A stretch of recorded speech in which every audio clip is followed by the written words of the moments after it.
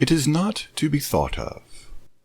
It is not to be thought of that the flood of British freedom, which to the open sea the world's praise from dark antiquity hath flowed, with pomp of waters unwithstood, roused though it be full often to a mood which spurns the check of salutary bands, that his most famous stream and bogs and sands should perish, and to evil and to good be lost for ever, and our halls is hung armory of the invincible knights of old.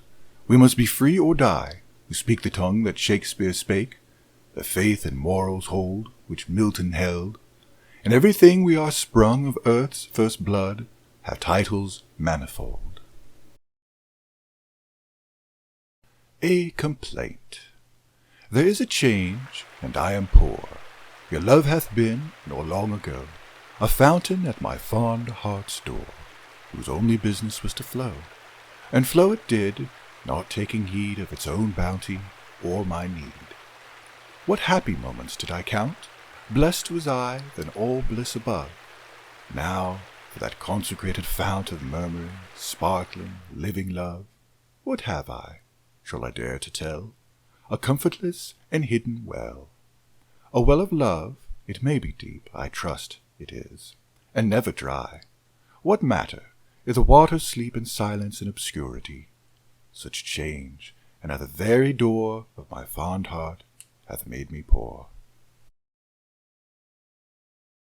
Composed upon Westminster Bridge, September 3rd, 1802.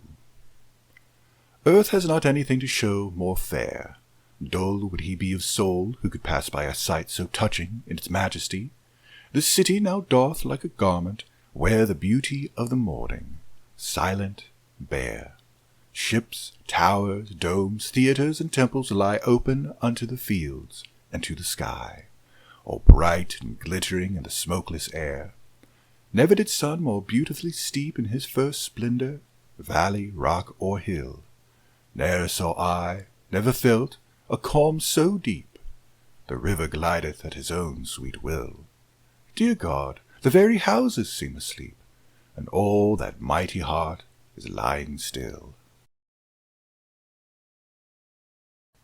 I wandered lonely as a cloud. I wandered lonely as a cloud that floats on high o'er vales and hills, when all at once I saw a crowd, a host of golden daffodils, beside the lake, beneath the trees, fluttering and dancing in the breeze. Continuous as the stars that shine and twinkle on the Milky Way, they stretched in never-ending line along the margin of a bay. 10,000 saw I at a glance, tossing their heads in sprightly dance. The waves beside them danced, but they outdid the sparkling waves in glee. A poet could not but be gay in such a jocund company. I gazed and gazed, but little thought what wealth the show to me had brought.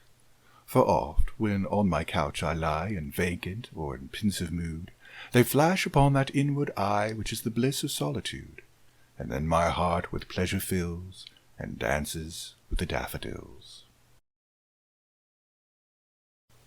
It is a beauteous evening, calm and free. It is a beauteous evening, calm and free. The holy time is quiet as a nun, breathless with adoration. The broad sun is sinking down in its tranquillity. The gentleness of heaven broods o'er the sea. Listen, the mighty being is awake, and doth with his eternal motion make a sound like thunder, everlastingly. Dear child, dear girl, that walkest with me here, if thou appear untouched by solemn thought, thy nature is not therefore less divine.